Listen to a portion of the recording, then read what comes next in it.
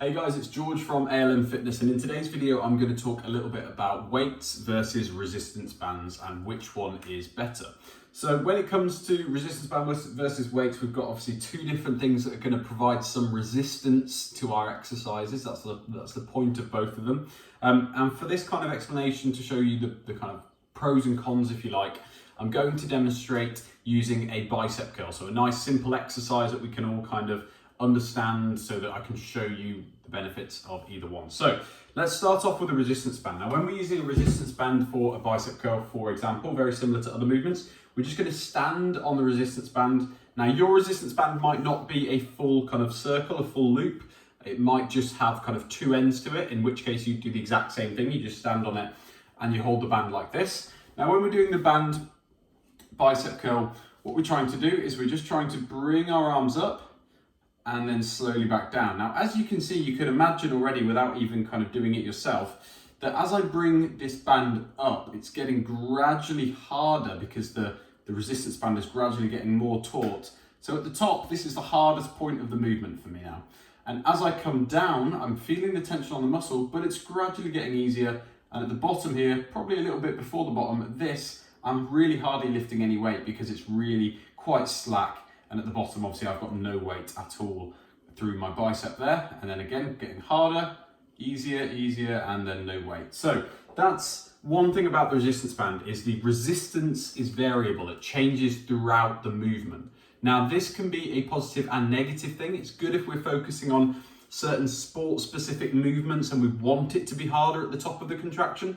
However, for most people who are just looking to gain a bit of strength and muscle, we're probably going to be better off in the long term lifting weights rather than using resistance bands, because that change in force, that change in kind of power output as we go along the movement isn't optimal. It's not quite what we can achieve with a weight. So if we look at the weight now, the weight bicep curl, so I've got a dumbbell all of a sudden. So now, as I curl the weight up, the resistance, the force that I'm putting through my bicep stays the same throughout. And gravity is just doing the work here, but I'm also having to use my muscle just to bring the weight up and slowly back down. The same force is being kind of put through my bicep throughout that movement because the weight is fixed. It is a 2.5 kilogram dumbbell, and that weight is fixed throughout the whole movement, okay? It doesn't change, the dumbbell doesn't get lighter as we go down. So resistance bands are quite unique in that way. There's not really anything else that will do that.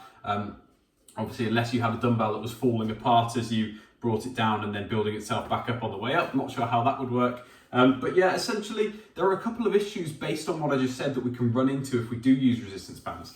And that is, if one day, let's say I go for my resistance band workout and I'm going for my bicep curl, and one day maybe I just stand slightly wider than I did the day before. So all of a sudden now, this resistance band is a little bit more taut because I'm standing wider, so I'm making it a little bit more taut. And let's say on another day as well, rather than holding it here, I hold it, let's say, here. So now I'm just slightly further up the band, okay, without even realizing.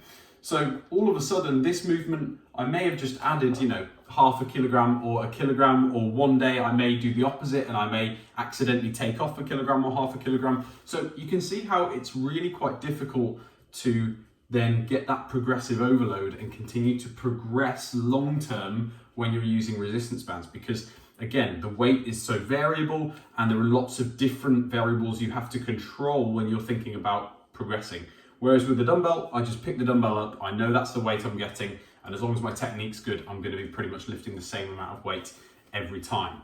So again, lots of different benefits between the two. Resistance band, if you're looking for just a good workout and you want to use it as kind of just to supplement your workouts, then definitely grab a resistance band. It can be a beneficial way of adding a new training stimulus in there. But if you're looking at kind of long-term progression and you have some goals to gain a certain amount of muscle, or you have some goals to, change your body composition in some way, and you want to progress on kind of do that progressive overloading, which is what's essential for muscle growth, then you're probably better off getting a dumbbell. So dumbbell for the long term, resistance bands for one-off workouts, absolutely fine, and they will probably make you sore as well. So if you're looking for that, resistance band is no problem. but dumbbell definitely slightly better when it comes to progressive overload, and essentially kind of getting a bang for your buck when it comes to the exercise you're doing. So hopefully guys, that has given you a little bit of an insight into the benefits between the two. Again, nothing wrong with the resistance band, but I would slightly lean towards the dumbbell in my workouts. Thanks guys.